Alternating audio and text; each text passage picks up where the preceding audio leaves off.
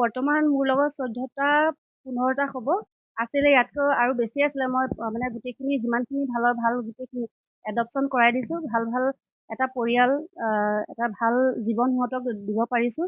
আৰু যিমানখিনি পাৰিছোঁ মই সেইখিনি কৰি আছোঁ, দিয়াই আছোঁ। আৰু এতিয়াও পাপিজ আছে মোৰ লগত, 5-6টা পাপিজ আছে, এডাল্টো আছে।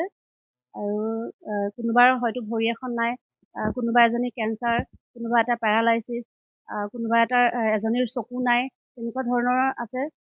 আৰু মই বহুতকেইটা বাহিৰৰ পৰাও ৰেস্কিউ কৰিছোঁ, আমাৰ মৰিয়নিৰ পৰাও ৰেস্কিউ কৰিছোঁ।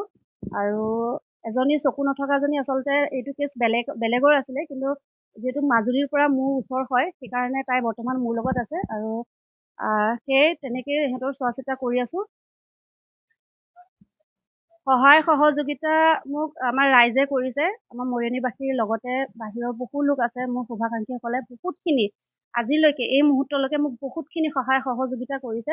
কিন্তু এই মুহূৰ্তত মই বহুত বিপদত আছোঁ, কাৰণ আপোনালোকে জানেই যিহেতু মই এটা ভাড়াঘৰত আছোঁ। সেই গতিকে মই আমাৰ ৰাইজৰ, আপোনালোকৰ সহায় সহযোগিতা বিচাৰিছোঁ, কাৰণ ইহঁতক এটা ভাল জীৱন দিব লাগে, এডোখৰ নিৰাপদ স্থান দিব লাগে।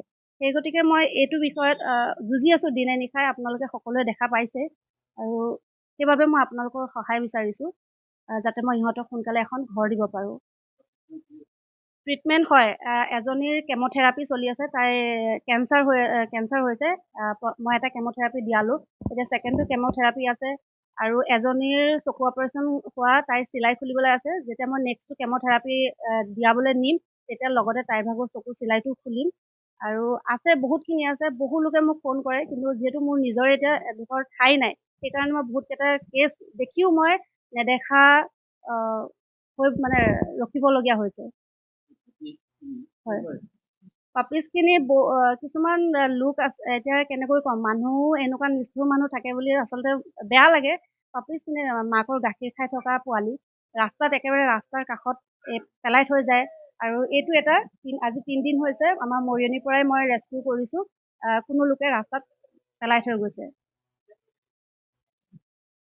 সহায় সহযোগিতা যিহেতু আপোনালোকে গম পাইছে, ইমানখিনি বৰ্তমান মোৰ লগত 14-15টা কুকুৰ আছে। আৰু যিহেতু ভাড়াঘৰত আছোঁ, আৰু কোনো মালিকেও হয়তো এনেকৈ নিদিয়ে, তথাপিও যিমানখিনি দিছে সেইখিনিৰ কাৰণে বহুত ধন্যবাদ।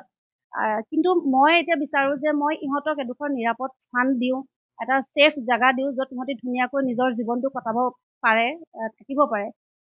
সেই গতিকে মই আপোনালোকৰ সহায় সহযোগিতা বিচাৰিছোঁ।